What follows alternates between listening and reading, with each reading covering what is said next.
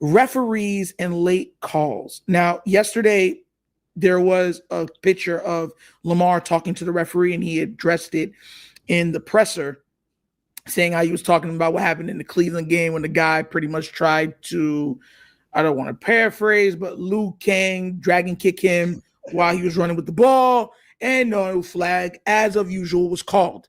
What is your take on the referees when they are, officiating the Ravens and specifically officiating Lamar Jackson? Well, I think it's very tough. It seems like for them to officiate Lamar because of how good he is in the open field with the ball in his hands. I equate it to kind of like the Shaq treatment. Like Shaq used to get hot, but the refs wouldn't call it because he's so big. And it's like the same with LeBron for a while early in his career. Yeah. And I think with Lamar, they kind of get all caught up in, well, he's Lamar. He's making guys miss. He usually avoids hits.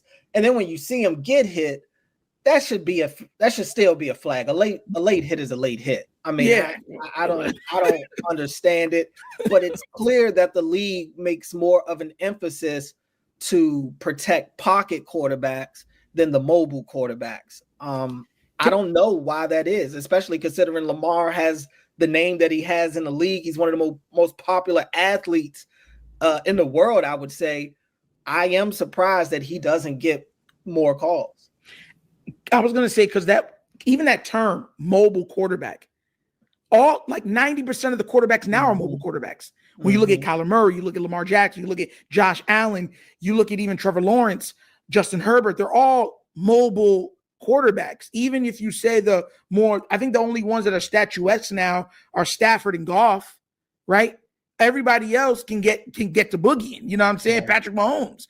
Why do you think it's just always Lamar that? Because even they said Josh Allen, who is a known habitual runner of the ball, he takes pride in getting the tush, push, and other things. Why do you think it is Lamar that is so emphasized on the non-emphasis on him getting calls? I wish I knew. I think a part of it also, and I've always given Lamar credit for this, Lamar knows how to finish runs. He's one of the few quarterbacks that you see that he very rarely falls on his back. Lamar usually ends up going forward somehow. So a lot of quarterbacks know how to embellish some of those hits, and Lamar doesn't do that. He doesn't do the flop, and he doesn't over-exaggerate when he gets hits. And sometimes that alone will get you some calls.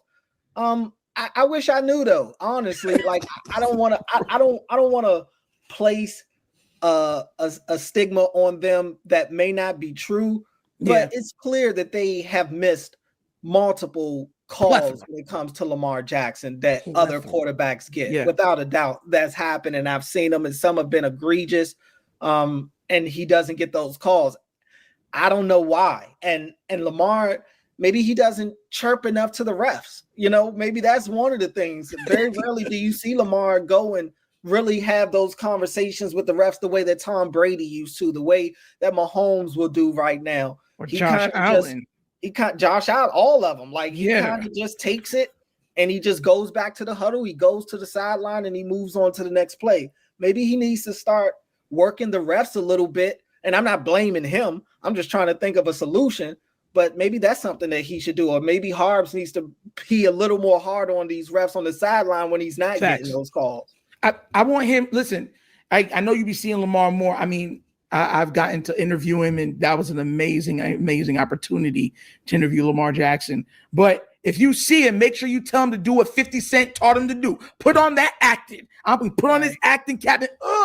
James Harden. I mean, I need an Oscar because these calls, I mean, you've seen it even versus the Colts when they try to twist his leg and the ref's like, you're all right. And I'm looking at, and you see, you know, I know it's the Florida boy in him, like, you know what I'm saying? Because in Florida, a lot of these guys, it's masculinity. Like, they're not trying to, if it's not hurting, it's like, yo, get up. You know what I'm saying? You tough it out. You don't go crying about everything. You work hard. Like, you know, oh, yo, that hurt. Nah, you sucked it up and you keep moving. I feel like that's a big part of what makes Lamar Jackson. But in today's game, that so many guys now, almost like basketball, are trying to overemphasize, and trying to play and get these calls. That's not the way he's ever been built. So he doesn't seem to get it because of the lack of the acting.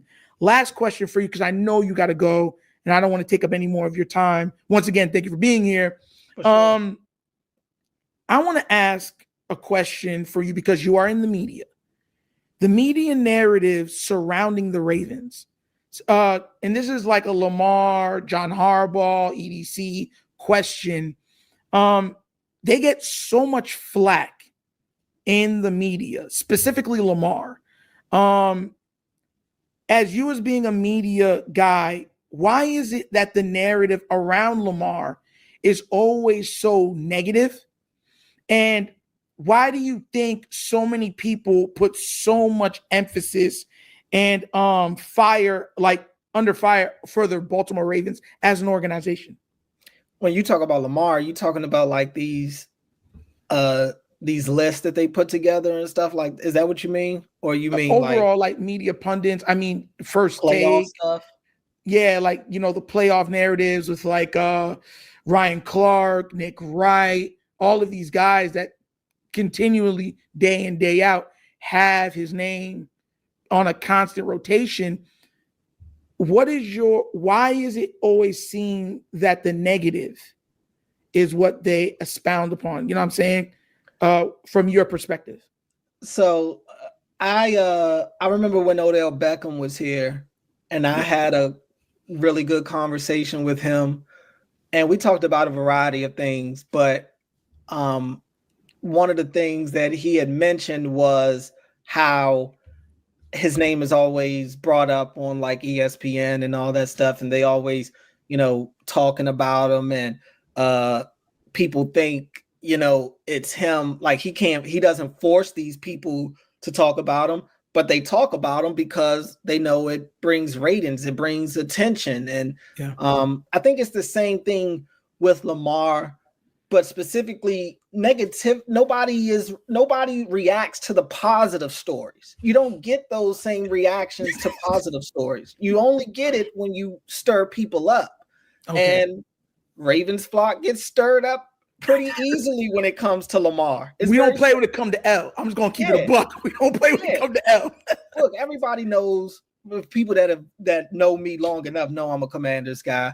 I'm the same way when it comes to Jada. I mean, when you have a good quarterback like that, the fans get very protective of him. So I think that's kind of the easy answer. They know it'll drive their numbers up. They know if they put out these lists, they know if they have these segments about, Lamar failing in the playoffs and all this and that, they know if they post that video, they'll get a bunch of Ravens fans in the comments, quote tweeting it, sharing it, discussing it on shows, podcasts, whatever the case is, because now they're all riled up. It's the layup. It's the get out of jail free card anytime they need a segment. So that's what they use that as. And I think also some of it is, especially when I think, this is my own personal opinion, when it comes to these lists, I think, and you have all these no-name executives that don't want to put their names to stuff and all these scouts. I always go back to this one from a couple of years ago where there was an anonymous exec that said, it doesn't matter how many MVPs Lamar wins, they'll never view him as a top quarterback. That's just hate. Bruh, that right there is just hate. You can see it. It screams of just jealousy, and it was a lot of loud people that you don't hear from anymore that trashed him during draft season, that wanted him to switch positions. They trashed him in his rookie year after they lost to the Chargers. They trashed him in 19 when they lose to the Titans. They come out the woodwork when he fails, but I think a lot of it is just they're upset that they were proven wrong. I've been one of the biggest Lamar advocators since college, and I didn't see Lamar getting to be this good. I mean, he has he has blown everybody away with how good he has gotten and how he keeps getting better. Every year you think this is the best version of Lamar, he finds a way to just blow that out of the water. And so I think they just can't accept being wrong. They couldn't be ahead of the curve. Lamar is cut from a different cloth. He started a different era of quarterbacks. Era 8. And you know, they're upset that they didn't see this coming. They're supposed to be the professionals. They're supposed to be the experts. They're supposed to have the scouting eye, and yet they missed one of the biggest gems to come out of college football. They can't. That's a tough pill to swallow. And so they're gone now. And now those people that were showing their face and were putting a name to those comments, they've now become anonymous sources. They've now become anonymous scouts and anonymous executives because they can't show their face and put their name to anything anymore because they're losing credibility. And if you can't even be a guy that initially doubted Lamar and then now you see the growth of his career and come around and say, you know what, this dude works. This dude is blown. He has skyrocketed past all these levels, and you still can't give him credit. Then that's on you. I hate that wins losses have become a quarterback stat because now as soon as a team loses in the postseason, you go straight to the quarterback. And I'm not saying Lamar has been perfect in these games. He hasn't. But I watched them trash him, but then I watched them pat Josh Allen on the back for losing to losing to Patrick Mahomes every year in the playoffs. Poor baby. Yeah, Joe I know. Burrow on the back for losing he made it to the Super Bowl. I'll give him that, and I think the world of Joe Burrow. But they celebrate losing for these other quarterbacks. Yes. But for Lamar, if he doesn't win it all, it's the nail in the hand. He is a loser. The two don't correlate. Yeah. I think, listen, man, I wanted to ask you that because, constantly as a Raven fan, you watch, I always call myself a counterbalance because there's so much of it, right? No quarterback, no player is perfect. But when you see the ascension of a guy that does nothing but work, he makes no excuses. He goes out there, he puts in the time, he puts in the effort. And on top of all of that, he is an active member in multiple different communities to uplift not only the minds, but the youth, and you just see the hate pieces like, oh, we don't care about your MVPs. Yeah, we don't care about your all pros. It just lends a level of disrespect that I've never seen levied at a player, at least in my time of watching football. You know what I'm saying? And I really wanted to get your take specifically on that